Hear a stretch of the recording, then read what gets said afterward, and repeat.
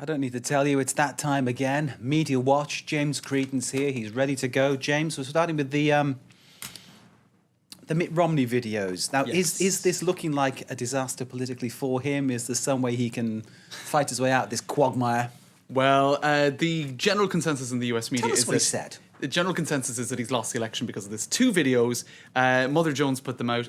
He basically said that 47% of the US population are losers. I'm paraphrasing, but he said that they don't pay federal income tax. They're going to vote for Obama. There's no point in even trying to get their vote. He also said it would have been better if he were Mexican.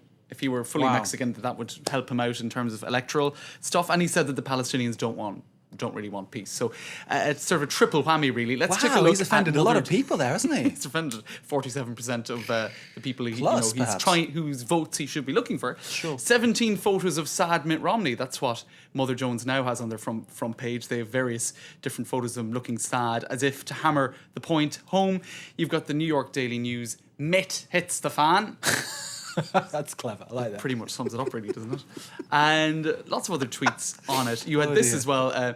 People on social media imagining how Obama might be reacting under the hashtag Romney Encore. Go for it again, Romney. That was kind of the hashtag Romney Encore, right? And you had another one here, a similar theme. This one imagining the reaction of Obama and friends as they actually look at the videos, right?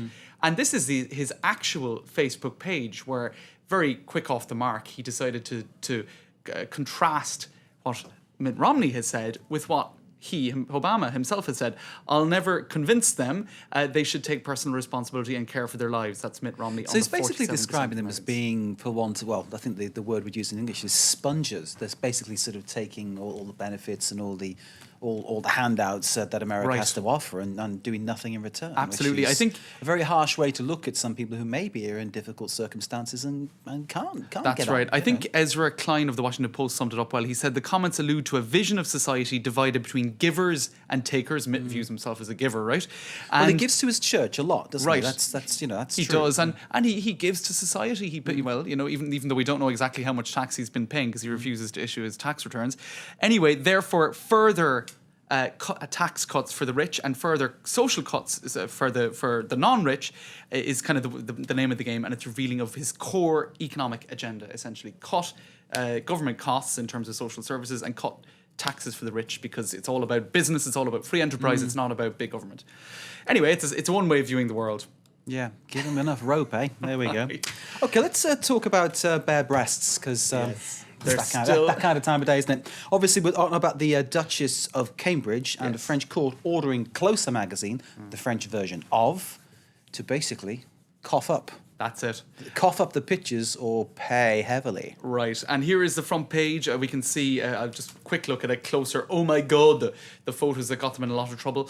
Photo sans nude, Bare breasts. Bare breast photos, thank you. William and Kate Alliterate. Bare salute breasts. the decision of the courts. Now, Numerama is a digital website. They're very critical of this decision because what the court said is hand over the digital files. But you see, what the court probably didn't understand is that you can't get them back, really. You can hand over the original, but they've been copied. Let's take a look at what Numerama did. If you scroll down their page here to a screenshot of a Google Images search. If you type in Kate Middleton, the first word that appears after it on the French Google Images search is nu, which is nude. So in other words, you can find it on Google Images, no problem. So it's pretty pointless. This is the issue about the digital age, isn't it, I suppose? But clearly what the court is thinking of is the old school when you'd have to hand over Right. the negatives. The negatives, exactly. And that's just, Well, that's not the case. gone with Kodak, hasn't it? Let's face it. That's it, exactly.